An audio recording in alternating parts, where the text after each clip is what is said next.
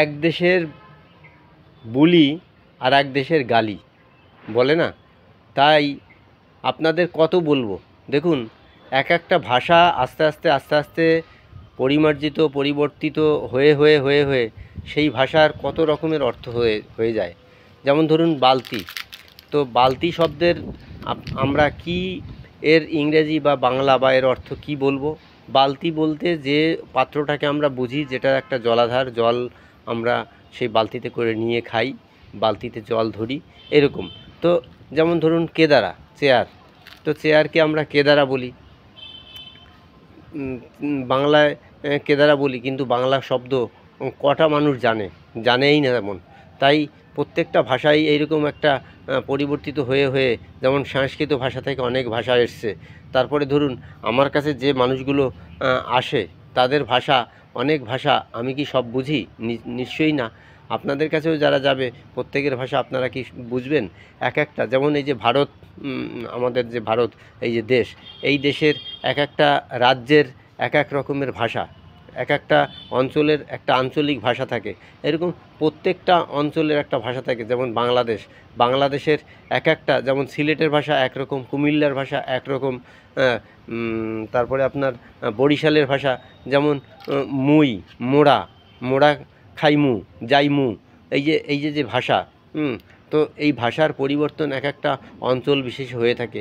তাই ভাষা যার যার নিজস্ব মাতৃভাষা, যেখানে যে জন্মগ্রহণ করেন সেখানে স্থানীয় ভাষা।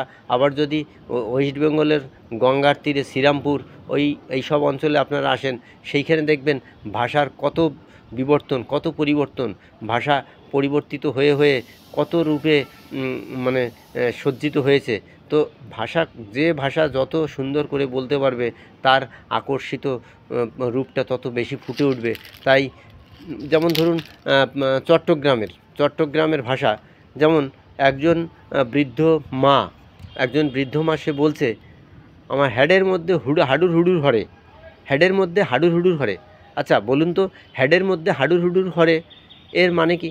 আচ্ছা, আমি যখন বুঝতে পারিনি, আমি পেশায় চিকিৎসাবিদ্যা নিয়ে কাজ করি, আপনারা হয়তো জানেন। তো এবারে আমি সেই যে মাকে দেখলাম, বৃদ্ধ মা, তাকে দেখলাম, এবারে দেখার পরে আমার সে পেট দেখাচ্ছে, পেটে এরকমভাবে টিপি দেখাচ্ছে। তো দেখানোর পরে তার যে বৌমা ছিল পাশে, সে বুঝতে পেরেছে যে উনি কিছু বুঝতে পারেনি ওনার কথা। তখন বলল, হেডের মধ্যে হাডুর হুডুর হরে মানে ওনার পেটের মধ্যে ভুটভাট করে, পেটে ব্যথা করে।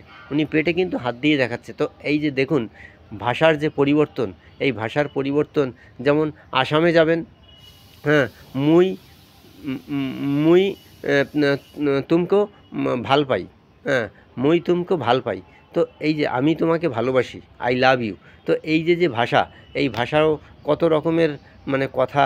উড়িষ্যায় যাবেন একরকম, যেমন উড়িষ্যায় গেলে পরে ধাই কিরিকিরি, তো ধাই কিরিকিরি, এই যে ভাষাটা বলা হচ্ছে, এই ভাষা এক একটা অঞ্চলের জায়গায় গেলে পরে আপনি এক এক রকমের আপনি ভাষা শুনতে পাবেন, দেখতে পাবেন।